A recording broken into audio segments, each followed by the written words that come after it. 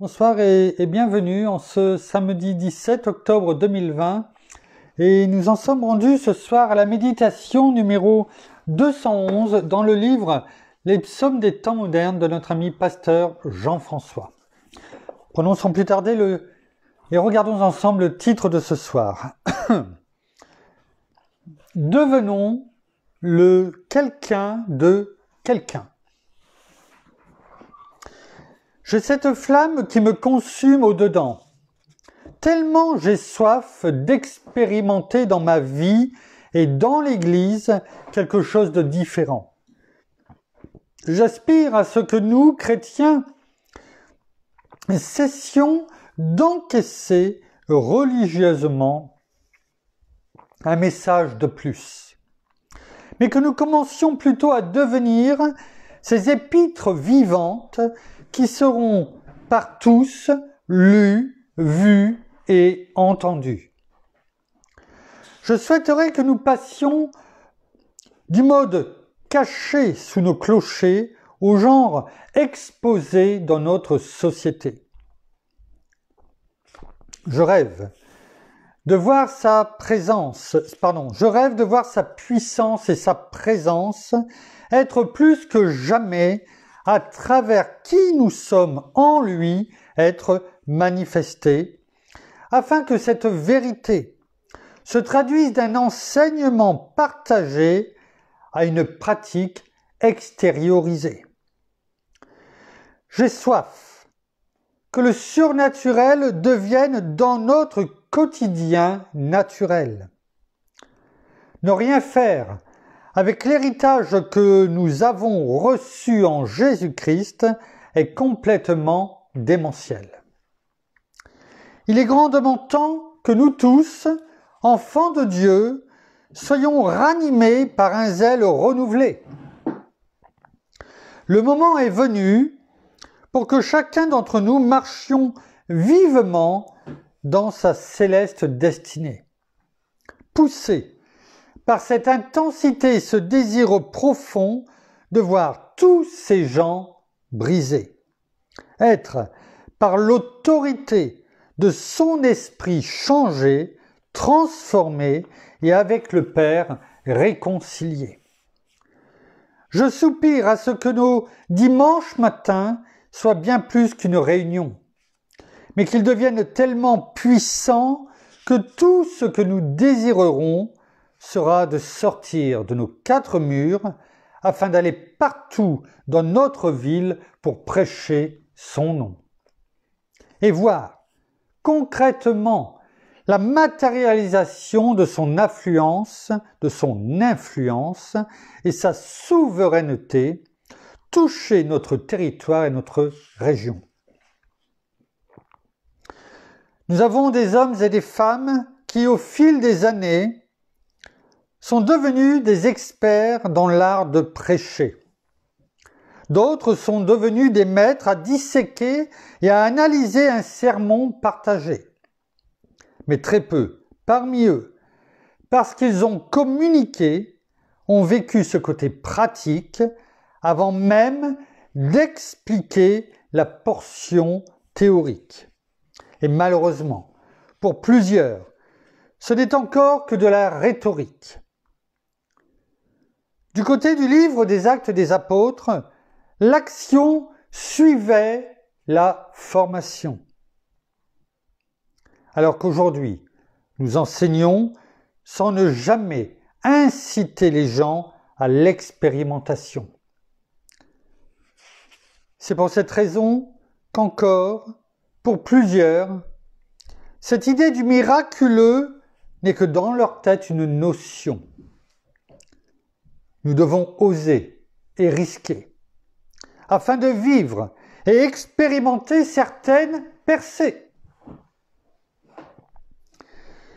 Cette conception de ce qu'est la foi devrait nous stimuler à nous exposer et à croire, à s'aventurer et à essayer. Sinon, elle ne demeure qu'une fausse idée inexpérimentée au détriment de conserver notre sécurité. cette retenue ne produit que des croyants faibles, immatures et remplis d'insécurité, qui, sous la moindre menace de l'ennemi, s'écrouleront sous le poids de l'adversité. Je t'en supplie, mon ami. Tu veux faire une différence aujourd'hui?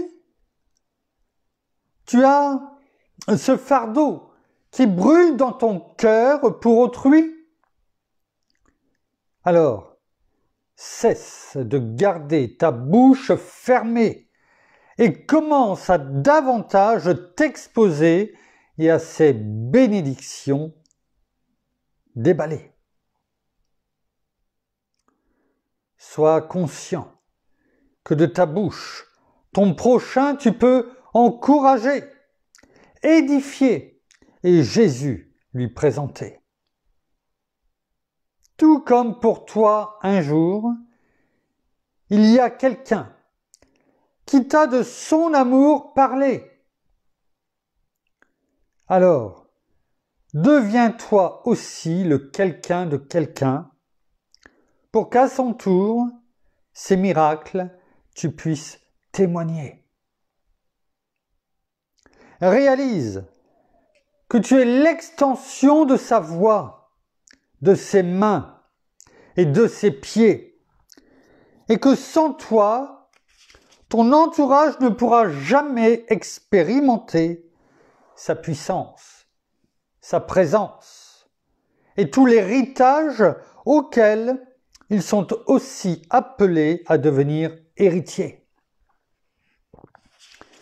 Si toi et moi ne saisissons pas le mandat qui nous a confié et demeurons stagnants dans cette insensibilité et cette légèreté, nous acceptons alors, en conservant notre bec cloué, de laisser aller à l'agonie toutes ces personnes que nous prétendons aimer.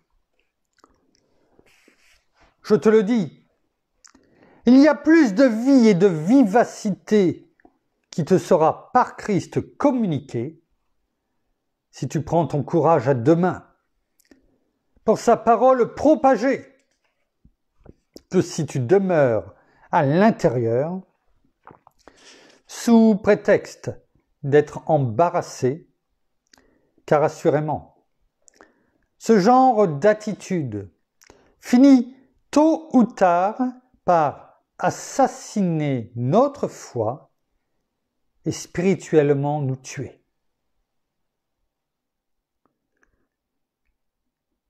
La vitalité que nous transmet notre Seigneur et Sauveur passe par une relation intime, trouvant sa source à l'intérieur pour se déverser à l'extérieur. Réalise en ce jour que tu es le quelqu'un de quelqu'un, comme pour toi. Un jour, quelqu'un est devenu ton quelqu'un. Alors toi et moi, devenons le quelqu'un de quelqu'un. Car notre mandat se résume à publier à tous sa parole, à tous et à chacun, accompagné par des signes, des prodiges et des miracles pour le salut de quelqu'un. Merci Père, merci Seigneur, merci bien-aimé Saint-Esprit, merci pour ces paroles, merci de nous rappeler notre mission, notre mandat, notre partage que nous devons avoir en toi Seigneur, conduit par notre bien-aimé Saint-Esprit.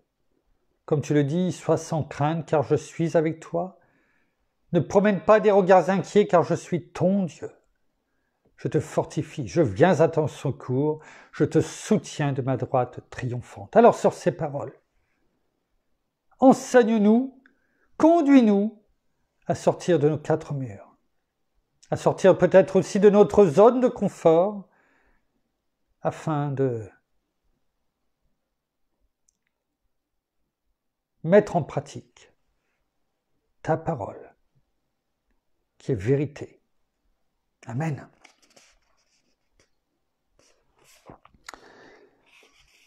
Cette fois-ci, pasteur Jean-François nous laisse 2 références. Je vous les donne. Jérémie chapitre 20, verset 9 et Hébreux chapitre 12, verset 29. Mais je vous les ai donnés pour que vous alliez les prendre parce que nous n'allons pas les lire ce soir. Ou non pas pour faire offense à pasteur Jean-François, mais tout simplement parce que nous les avons déjà médités et en plus il n'y a pas si longtemps que cela. Et donc, je suis plutôt parti, en tout cas, je me suis laissé conduire, sur plutôt la deuxième partie de ce psaume des temps modernes, numéro 211.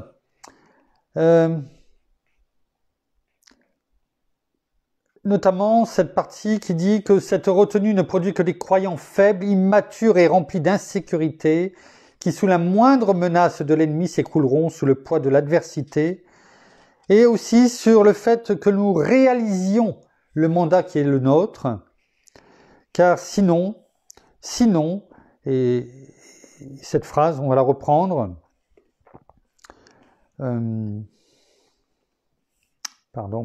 voilà.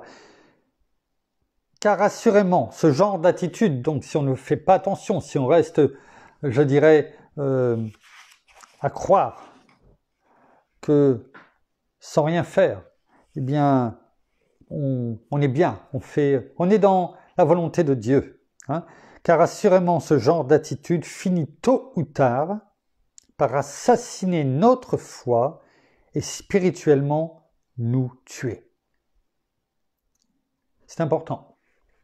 On va plus, je dirais, le thème de ce soir va plus tourner autour de cela. Alors un thème, pratiquement 1 an après, à quelques jours, on avait parlé de disciples, chrétiens ou disciples. Eh bien, on va rejoindre un petit peu le sujet 1 an après. Il est bon, quelquefois, de faire des retours. Et le thème de ce soir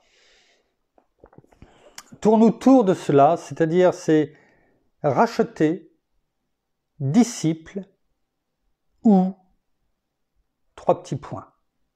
Et nous allons voir ensemble ces 3 petits points, et on l'a un petit peu laissé entendre dans cette dernière phrase. Ce genre d'attitude finit tôt ou tard par assassiner notre foi et spirituellement nous tuer. Donc racheter, disciple, ou, je crois que tout le monde a pu déjà mettre le mot, je dirais, qui vient après. Alors, nous allons regarder au travers pas une méditation, mais on va dire peut-être d'un enseignement. Alors, je vais vous dire où il se trouve, parce que j'aime bien dire quand ça vient du dictionnaire, quand ça vient de tel endroit, dans telle version, et je ne vais pas m'approprier des choses qui ne m'appartiennent pas.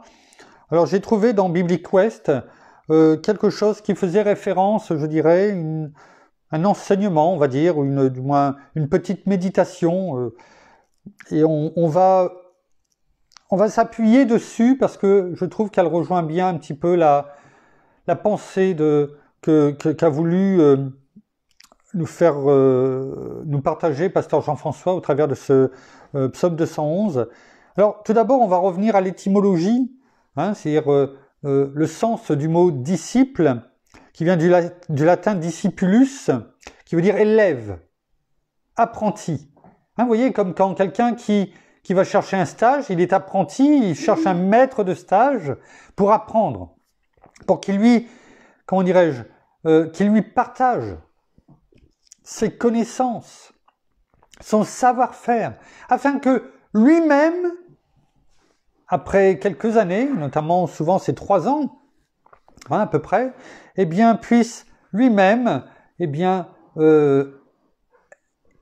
mettre en pratique tout ce qui a été, il l'a fait pendant les 3 ans, mettre en pratique tout ce qui lui a été appris pour lui-même grandir, je dirais, dans ce métier dont il a été à un moment donné apprenti, élève, et à terme, lui-même, faire des disciples à son tour. Du moins, prendre à son tour un apprenti, un élève et transmettre. Le but, c'est de faire une chaîne sans fin. C'est ce que notre Seigneur, je pense, a voulu faire avec notamment les 12 qu'il a choisis, même s'il y avait d'autres disciples, bien entendu, mais il a choisi les 12 pour qu'ils partagent. Comme cet élève, comme cet apprenti dont nous parlions, eh bien, partage 3 années. 3 années pleines et entières. Afin qu'eux-mêmes, à un moment donné, eh bien, puissent eux-mêmes mettre en pratique tout ce qui leur avait été montré et faire eux-mêmes des disciples. Alors, ça c'est l'étymologie du mot disciple. On en avait un petit peu parlé, c'est bien de le rappeler. Et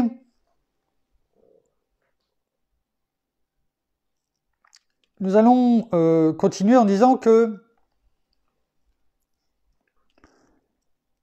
et de voir la différence. Il y a une différence entre, comme on a dit pour le thème, un disciple et un racheté. Alors c'est vrai que bien souvent, on entend les personnes nous dire « Oui, je suis chrétien ».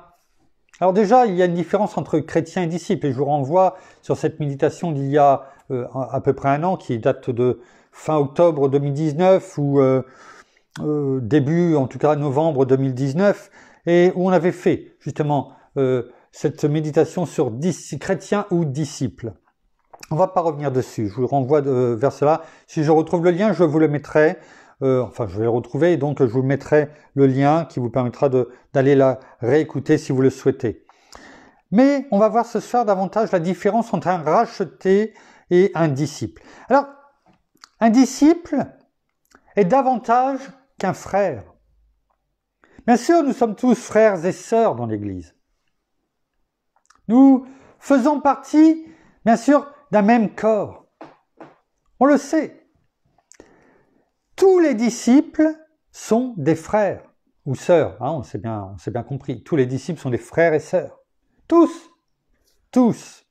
Mais tous les frères et sœurs ne sont pas des disciples. On le voit, au temps de Jésus, il y avait les foules. Dans la foule, je suis persuadé qu'il y avait, comment dirais-je, des personnes qui suivaient notre Seigneur, qui étaient des personnes qui peut-être le suivaient et croyaient en ce qu'il disait. C'était peut-être même si le terme n'avait pas encore été donné, mais à notre époque aujourd'hui, on pourrait dire c'est des chrétiens. Un chrétien, c'est quelqu'un qui va dire oui, je connais Jésus, je connais Dieu. La plupart du temps, ils ne connaissent pas le Saint-Esprit et ils disent oui, je crois. Ils sont chrétiens. Du moins, c'est ce qu'ils disent. Mais sont-ils rachetés? Non, pas forcément. Parce que l'on sait très bien pour être racheté, il faut avoir donné son cœur. Il faut avoir reçu notre Seigneur comme Seigneur et Sauveur de sa vie pour pouvoir être racheté. On le sait. Donc vous voyez déjà, il y a une différence entre être chrétien et être racheté. Tout comme il y en a une entre être racheté et être disciple. Pourquoi? Parce qu'un disciple, il écoute son maître, il reçoit ses enseignements et le suit avec fidélité. Est-ce que cela pourrait ressembler à la définition que l'on pourrait se faire d'un racheté? Est-ce qu'un racheté écoute son maître, tout racheté du moins, hein? Bien sûr, un racheté peut être disciple, on l'a dit, hein? Mais tous les rachetés ne sont pas forcément des disciples, alors que l'inverse, tout disciple est un racheté. Est-ce que tout racheté écoute son maître, reçoit ses enseignements et le suit avec fidélité? C'est-à-dire le met en pratique, tout ce qu'il dit. Et on sait très bien que la réponse est non.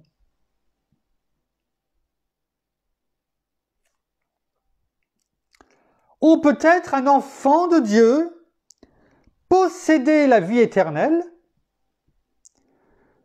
le pardon de ses péchés, sans être pour autant un disciple de Jésus-Christ.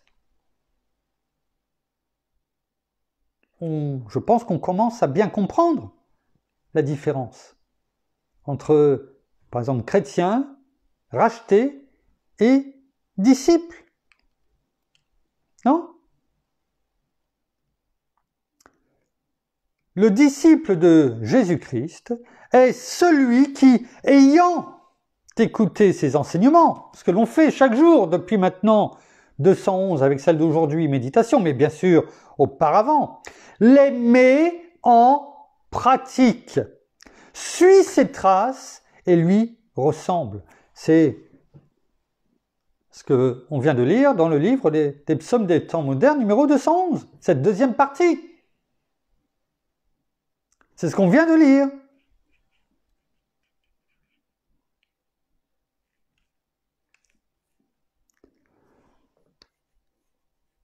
Alors, certes, ces conditions devraient être remplies par tout enfant de Dieu. On va dire par tout vrai enfant de Dieu. Je peux me permettre de le dire. Ce que l'on vient de dire sur le disciple, et ce que l'on dit chaque jour, c'est ce que l'on fait, devrait être la définition d'un enfant de Dieu. Mais combien de nous se contentent d'être sauvés et se soucient peu des droits que le Seigneur a sur eux, ignorant délibérément qu'ils ne sont plus à eux-mêmes, mais qu'ils appartiennent à celui, avec un grand C, qui les a achetés au prix de son sang. Je suis sauvé, merci Père, merci Seigneur, et maintenant je continue à vivre. Tout en essayant, par moments, de me donner une bonne conscience. Devant les hommes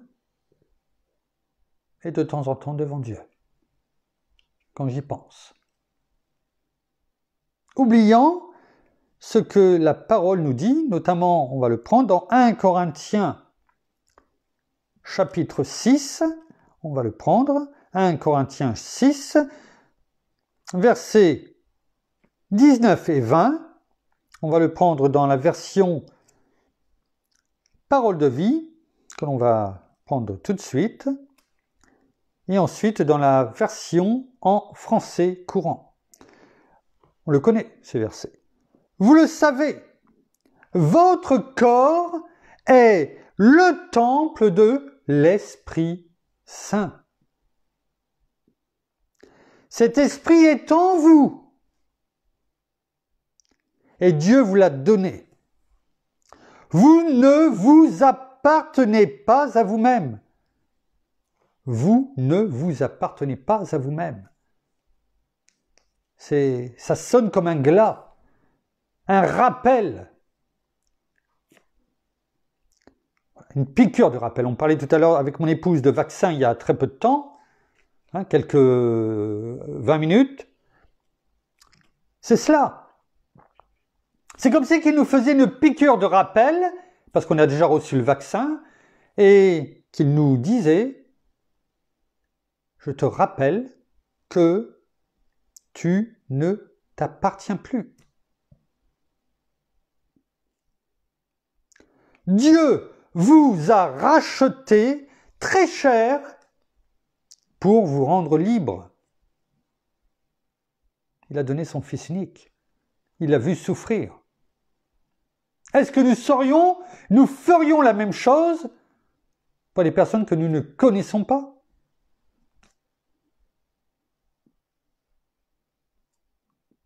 Alors, rendez gloire à Dieu par votre corps, c'est-à-dire appartenez-moi, tout simplement. Dans la version français courant, ne savez-vous pas que votre corps est le temple du Saint-Esprit, cet esprit qui est en vous et que Dieu vous a donné? Vous ne vous appartenez pas. C'est un ordre, Vous ne vous appartenez pas. Dieu vous a acquis. Il nous a acquis. On lui appartient. Quand on a quelque chose que l'on a acquis, dont on a fait l'acquisition, eh bien, je peux vous garantir que nous sommes les premiers à dire « c'est à moi ». Je suis propriétaire, c'est à moi, ça m'appartient. Pourquoi? Parce que je l'ai acquis. Eh bien, la parole nous dit, Dieu vous a acquis, il a payé le prix pour cela. Mettez donc votre corps lui-même au service de la gloire de Dieu. On comprend mieux là. Mettez donc votre corps, c'est-à-dire votre personne tout entière, au service de la gloire de Dieu. Ça, c'est être disciple. Là, on ne parle pas simplement des rachetés, encore moins des chrétiens. On parle du disciple. Cela nous montre à chacun d'entre nous. On n'est pas là pour condamner, pour juger. On est là pour que la parole nous rappelle, nous enseigne les différences, afin que nous sachions où nous sommes à ce moment. Peut-être on est parfaitement dans le droit chemin, dans notre destinée, et tant mieux. Peut-être que nous nous sommes simplement un petit peu écartés, et notre bien-aimé Saint-Esprit, par sa parole, nous ramène. Peut-être que nous ne l'avions tout simplement pas vu comme cela, et que nous étions toujours assis, avachis, peut-être sur le divan de notre vie, en se disant « Je suis sauvé, cela me suffit. Après moi, le déluge. » Parce que ça revient à cela. Ne pas mettre en pratique les choses et les préceptes et les commandements de la parole, c'est se dire « Après moi, le déluge. » Moi, j'ai fait ma part, le reste, que chacun fasse comme moi, oubliant d'où nous venons et qui nous étions.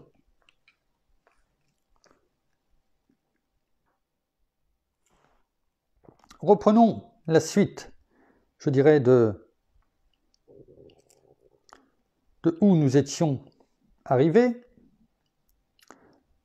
J'ai juste fait une toute petite, je n'ai pas encore la dextérité, je dirais, de certains. Donc on va reprendre. Voilà, c'est bon. Voilà. Donc, ce n'est pas, et on est bien d'accord tous ensemble, ce n'est pas ce que le Seigneur attend des siens. Et je crois qu'on l'a bien compris. Il désire que nous tous soyons non seulement ses rachetés, ça c'est clair, la parole le dit dans Jean 3,16, Dieu a tant aimé le monde qu'il a donné son Fils unique afin que quiconque croit en lui ne périsse pas, mais ait la vie éternelle. Donc, de ce côté-là, il n'y a aucun doute. Aucun doute. Notre Seigneur désire que nous soyons tous, et notre Père s'est racheté. Mais ce qu'il veut aussi, et on l'a lu, ce qu'il veut aussi, par-dessus tout, c'est que nous soyons ses disciples, ses serviteurs, ses témoins. Il est mort pour tous afin que ceux qui vivent ne vivent plus pour eux-mêmes, mais pour celui qui pour eux est mort et a été ressuscité. Il veut que sa vie soit vue en nous à la gloire de son nom. On le voit dans 2 Corinthiens, chapitre 5, verset 15, que l'on va prendre en le lisant dans la version français courant. 2 Corinthiens, chapitre 5, verset 15.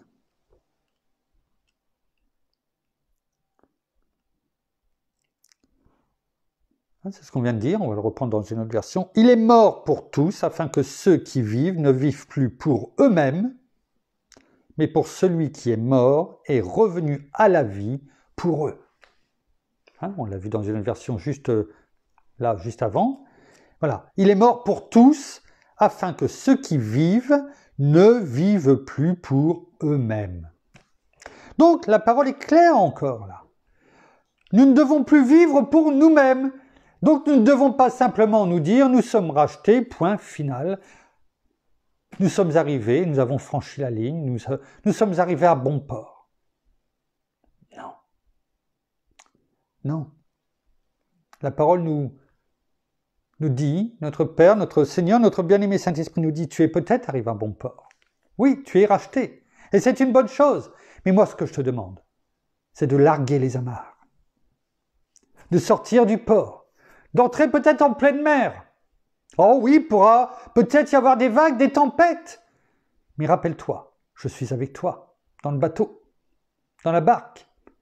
La tempête, je t'ai donné l'autorité pour la calmer. Et à un moment donné, tu auras traversé et tu arriveras sur l'autre rivage. Et là, comme j'ai délivré le possédé, hein, c'est de Guédara, hein, eh bien toi aussi, par des prodiges, des miracles, en mon nom, tu vas faire connaître la lumière, la gloire de Dieu. Voilà ce qu'il nous demande au travers de sa parole. Voilà ce qu'il nous demande. Alors, si on prend la deuxième partie, enfin du moins la dernière partie de ce que nous avons lu tout à l'heure, c'est-à-dire, si tu restes dans ce genre d'attitude, quelque part ça veut dire si tu restes simplement en te disant je suis racheté, ça me suffit, et si tu ne mets pas en pratique ce que nous venons de dire, alors, Pasteur Jean-François, ou par notre bien-aimé Saint-Esprit, a dit tôt ou tard, ton attitude va assassiner ta foi et spirituellement te tuer. Il a dit dans la version nous, parce que c'est ce qui guette chacun d'entre nous si on ne met pas les paroles de Dieu, sa parole en pratique. Donc si nous restons tout simplement,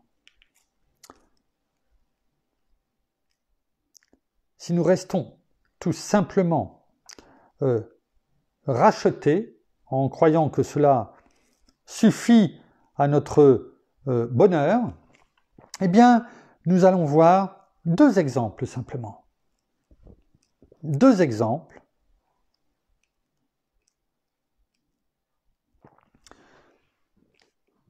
de ce que cela peut, je dirais, provoquer, si on reste tout simplement racheté et en laissant tout simplement après moi le déluge. On va prendre l'exemple de Judas. Judas l'Iscariote, qui n'était pas parmi les foules, qui n'était pas parmi les 70, qui était parmi les 12, qui avait été choisi par notre Seigneur Jésus.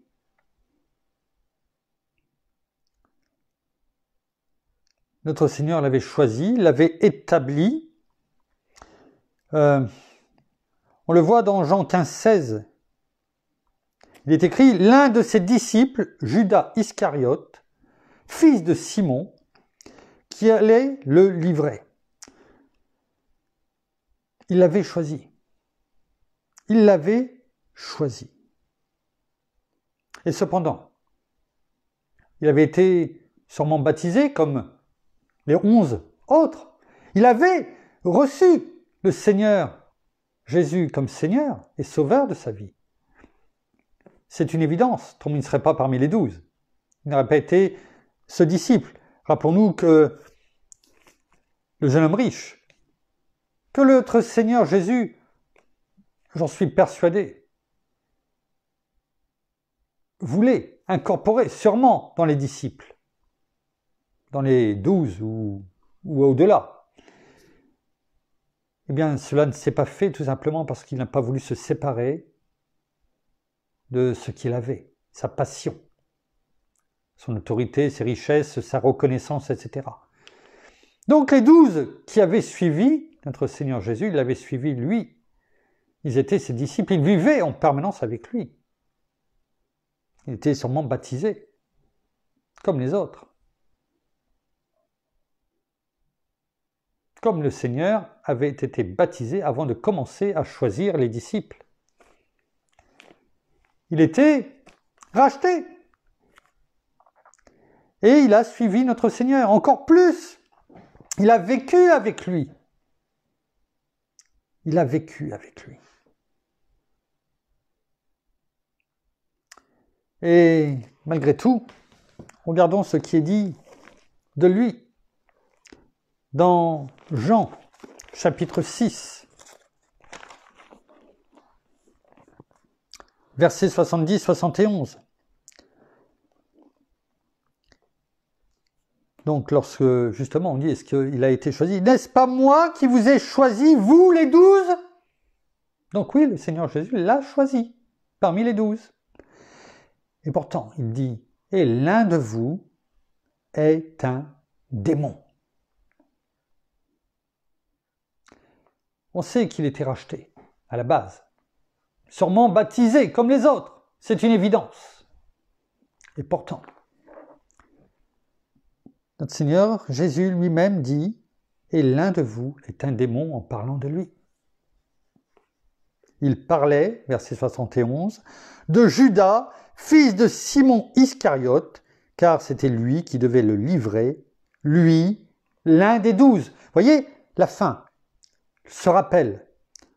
Il parlait, etc., car c'était lui qui devait le livrer, lui, c'est-à-dire, oui, lui, l'un des 12.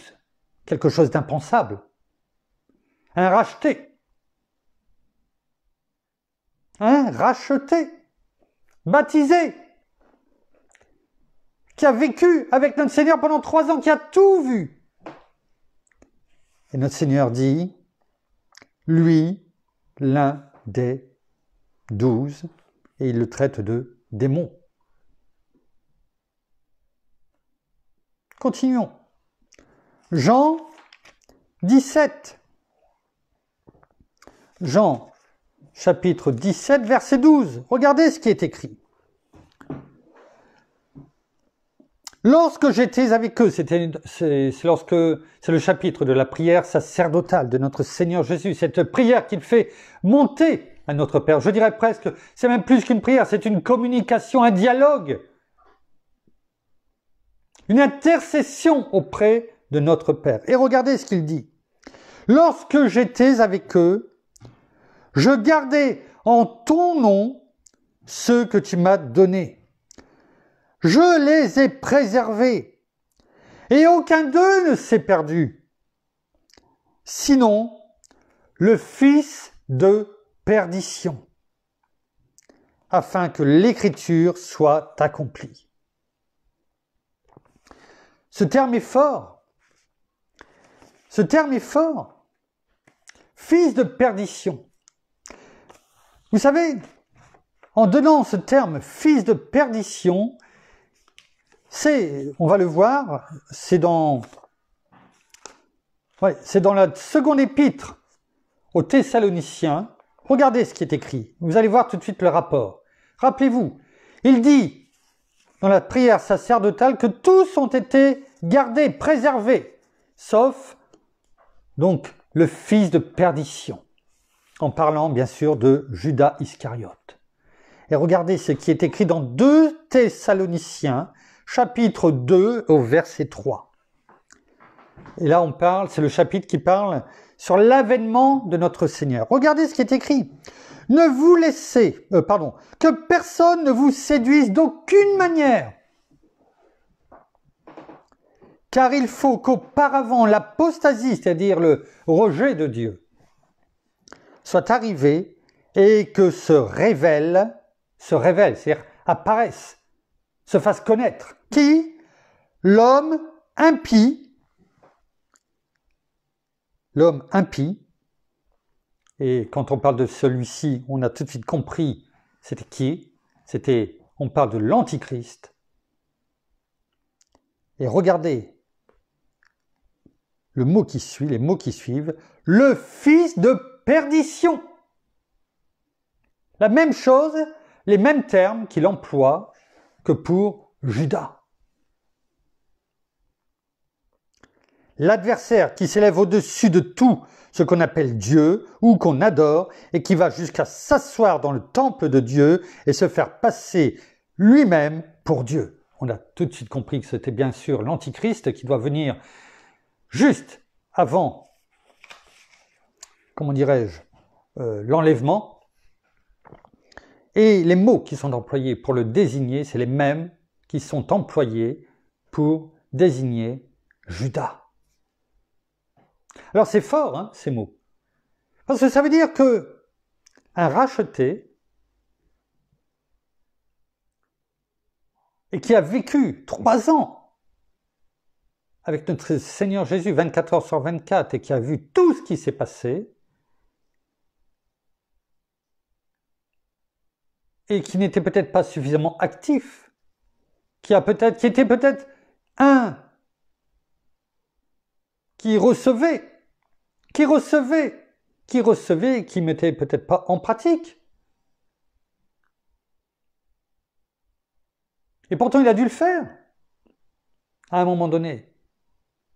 Parce qu'on le voit dans Luc, chapitre 10, lorsque notre Seigneur a envoyé les 12, les 70 et les 12 pour aller guérir, délivrer les gens, parler de la parole. Donc, il l'a fait à un moment donné, comme peut-être des rachetés qui, au début, étaient remplis de foi, d'ardeur, etc., de bonheur par rapport à ce salut, et qui petit à petit se sont endormis, assoupis au départ et ensuite endormis, tout comme Judas. Vous voyez un petit peu les dangers de simplement être racheté et de ne pas être disciple. Merci, bien-aimé Saint-Esprit, de tout ce que tu nous dis, tu nous montres ce soir. Judas, qui a manqué de persévérance. Je ne dis pas que c'est facile, on le vit nous aussi chaque jour.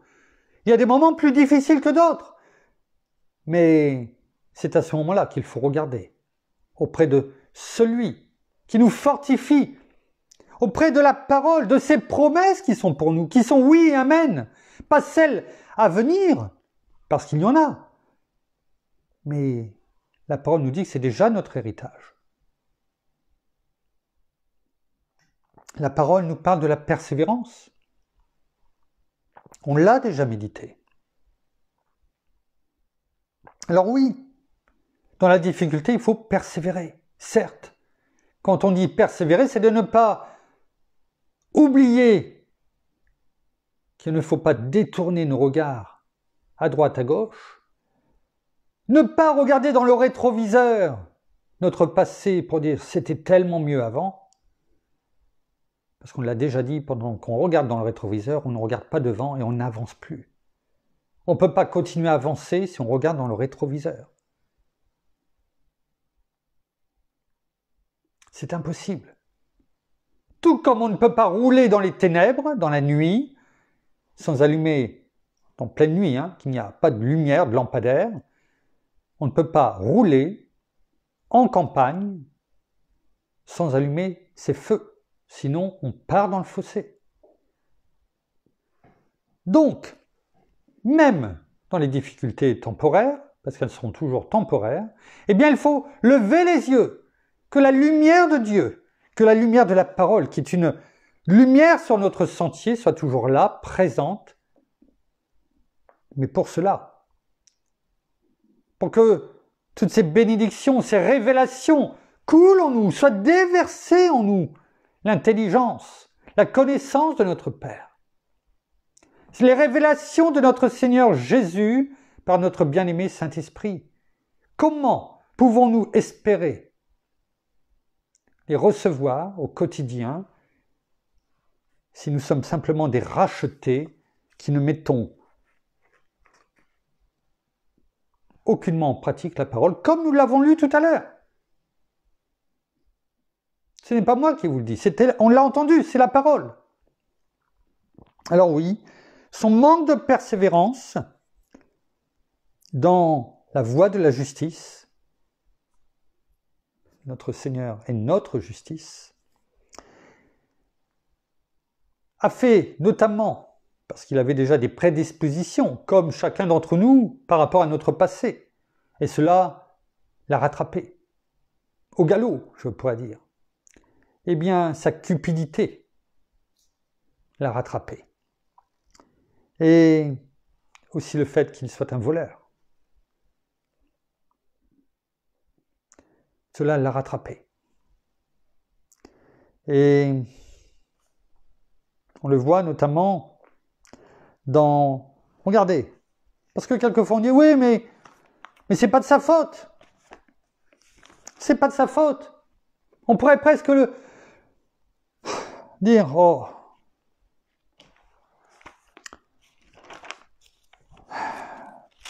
le défendre. C'est le diable. C'est le diable qui est venu le chercher, qui l'a détruit. Oui et non. Vous allez comprendre tout de suite. Regardons ce qui est écrit dans Matthieu 26, versets 14 et 16.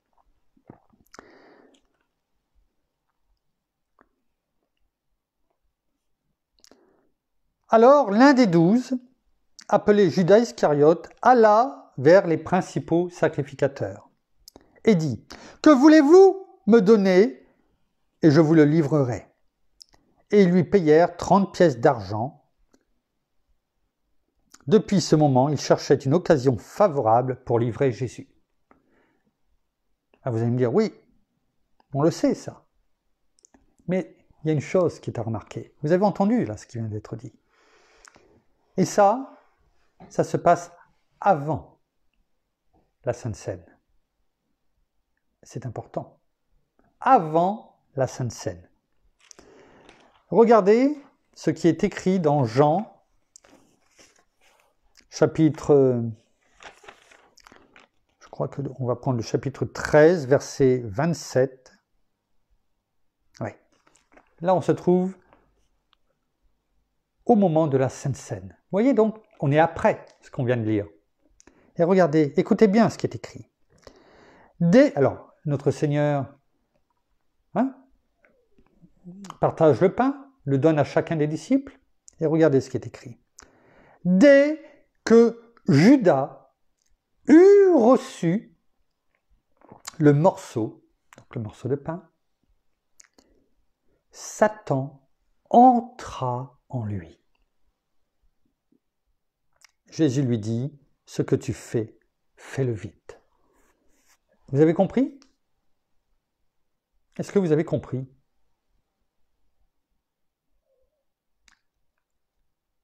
Satan n'est entré en lui que au moment de la Sainte Seine.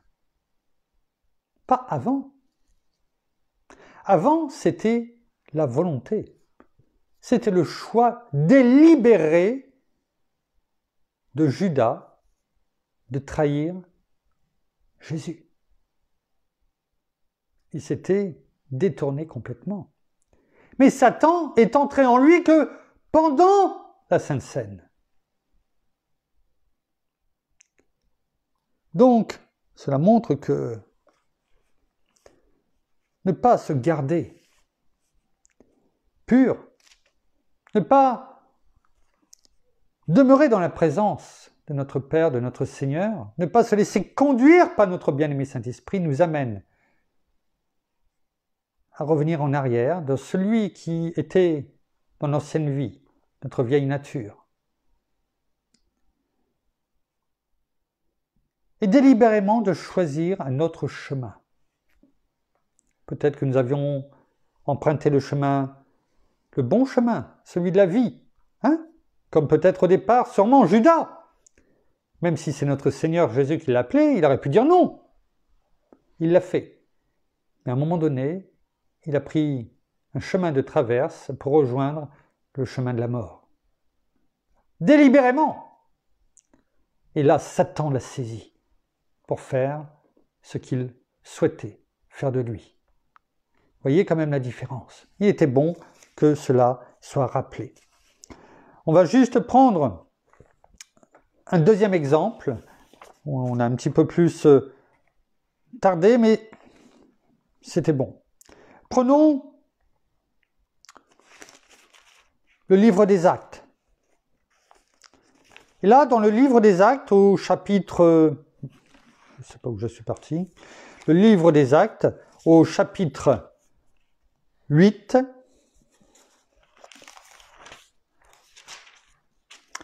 Livre des Actes, chapitre 8, verset 13. Et là, on se trouve en compagnie de Simon. Non pas Simon-Pierre, mais Simon le magicien. Et il est écrit, Simon lui-même crut aussi. Et après avoir été baptisé, donc ça veut dire qu'il se trouve dans la position exactement de ce que nous avons parlé tout à l'heure. Il a été racheté. Il a cru, il a été baptisé, il est racheté. On ne peut pas dire le contraire.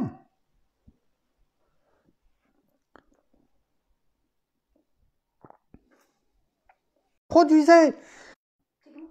Il y a eu juste un petit bug. On parlait de Simon le magicien, justement, c'est important. Donc il a cru, il a été baptisé, il suivait Philippe, l'évangéliste. Il voyait les miracles qui ont été faits. Il y en a eu beaucoup par Philippe, du moins par notre Seigneur au travers de Philippe. Donc il a vu les choses. Et regardez, au verset 18. Lorsque Simon vit que l'Esprit était donné par l'imposition des mains des apôtres, il leur apporta de l'argent et dit « Donnez-moi aussi ce pouvoir que celui à qui j'imposerai les mains reçoive l'Esprit Saint. » Mais Pierre lui dit « Que ton argent aille à la perdition avec toi, fils de perdition. Puisque tu as pensé acquérir le don de Dieu à prix d'argent. Il n'y a pour toi ni part, ni lot dans cette affaire, car ton cœur n'est pas droit devant Dieu. » Et même au verset 22, « Repens-toi donc de ta pensée mauvaise et prie le Seigneur pour que l'intention de ton cœur te soit pardonnée s'il est possible. » Et pourtant, il a cru. Il a été baptisé. Il a suivi. Il a vu les miracles et les prodiges. Et pourquoi ? Pierre lui dit pratiquement les mêmes mots, fils de perdition. Cela prouve que l'on peut être racheté. Oui, racheté. Mais racheté, ce n'est pas disciple. Et tout comme nous l'avons lu tout à l'heure dans le livre Les Psaumes des temps modernes, le danger. Le danger, c'est que par différentes choses du monde, on a pu voir avec Judas la cupidité. Et pour Simon, c'était quelque part la cupidité, mais pas au niveau de l'argent, au niveau du pouvoir. L'argent, le pouvoir, cela nous rappelle bien sûr quelque chose dans le monde d'aujourd'hui. Alors, être chrétien, cela ne veut pas dire être racheté. On le sait. Être racheté, c'est bien. C'est bien. Mais ça ne suffit pas. Notre Père, ce qu'il veut, dans le nom de Jésus, parce qu'il nous a rachetés à grand prix, comme nous l'avons vu, c'est des disciples. Et la parole nous le dit. Je ne l'ai pas sous la main, mais dans Jean 15. Eh bien, la parole nous dit que ce qui glorifie notre Père, c'est que nous portons du fruit. C'est ainsi que vous serez appelés mes disciples, et c'est notre Seigneur Jésus-Christ qui nous le dit.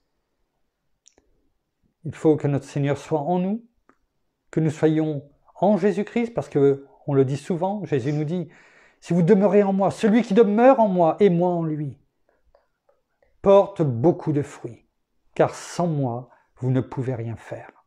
Alors, je ne veux pas tirer de conclusion, je ne fais juste que poser une question, comme dit pasteur Jean-François. Mais sur ces paroles, si on ne porte pas beaucoup de fruits, du moins si notre Seigneur, Jésus, à travers nous, ne porte pas beaucoup de fruits? Sommes-nous simplement des rachetés qui sommes peut-être sur la voie des Simon le magicien ou de Judas l'Iscariote? Car c'est ce qui nous guette. Si nous ne faisons pas ce que la parole nous dit, c'est-à-dire d'être des disciples de Christ notre Seigneur. Alors, faisons attention de ne pas, par notre ignorance volontaire, remettre des fers à nos bras et à nos jambes, à nos pensées, à notre volonté, et de finir par, si je puis m'exprimer ainsi, vendre notre âme au diable pour que, quelquefois, 30 pièces d'argent. Merci, Père.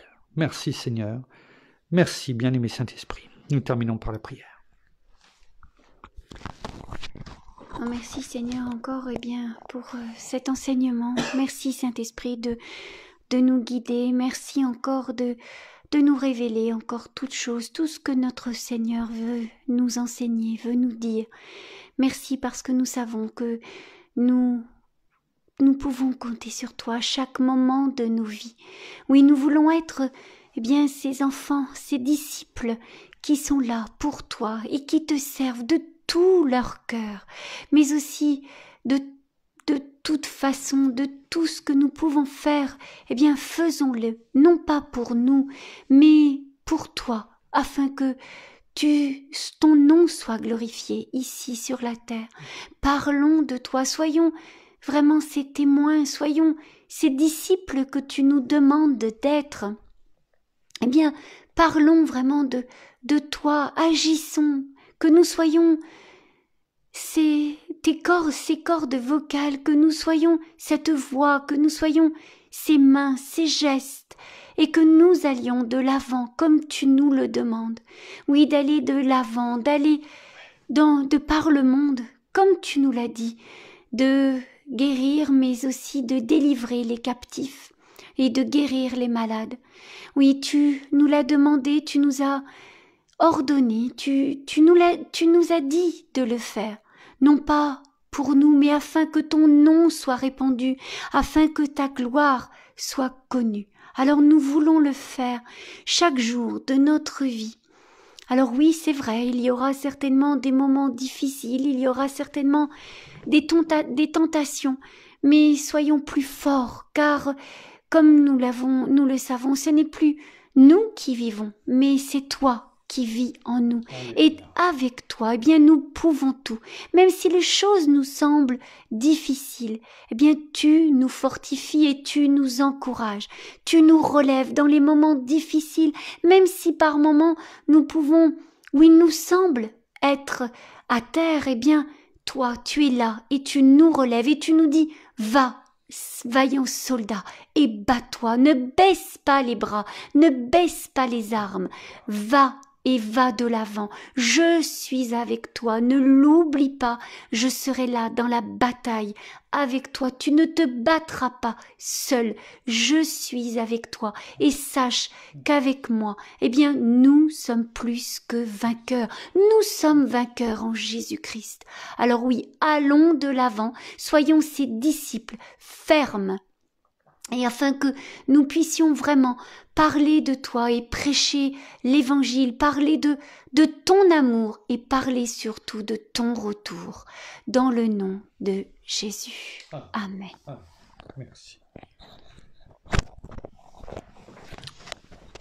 Voilà, juste une petite annonce, vous avez peut-être dû voir, ou si vous ne le savez pas encore, vous le verrez en écoutant et puis en regardant, je dirais, le groupe. Donc nous avons mis un post pour le rappel de la soirée du 31 octobre 2020, donc soirée louange et adoration.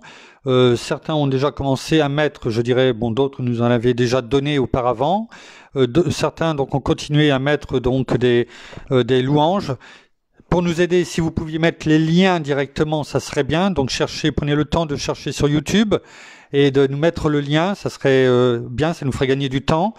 Bon, dans le cas contraire, mettez-nous au moins le nom exact, en tout cas, que nous puissions le retrouver facilement, parce que ça demande quand même du temps de préparation. Donc, vous faites simplement en commentaire apparaître le lien ou les noms, en tout cas des louanges que vous souhaiteriez en tout cas voir, comment dirais-je, choisi pendant cette soirée. Donc merci pour vos retours. En attendant, nous saluons tous nos amis bien sûr au Québec, au Canada. Ils ont quelques heures de moins. Je les salue et je vous souhaite à toutes et à tous une très bonne soirée. Nous allons dans la soirée vous faire parvenir les louanges pour le culte de demain à 11h, parce que demain soir il n'y aura pas de méditation, parce que nous sommes dimanche, donc c'est le culte à 11h. En attendant, demain que nous nous réjouissions ensemble pour louer et faire monter ces louanges comme un parfum de bonne odeur auprès de notre Père, notre Seigneur, notre bien-aimé Saint-Esprit. Nous vous souhaitons, mon épouse et moi, en tout cas une très bonne fin de soirée, une très bonne nuit, et nous vous disons à demain. Et, pardon, j'ai oublié de vous le dire, ce que j'ai toujours dit, j'ai failli l'oublier. Merci, bien-aimé Saint-Esprit. Nous vous bénissons abondamment de toutes les bénédictions spirituelles dans les lieux célestes en Christ. Et oui, cela n'a pas été oublié. Merci, bien-aimé Saint-Esprit. Donc, bonne soirée, bonne nuit et à demain. Au revoir.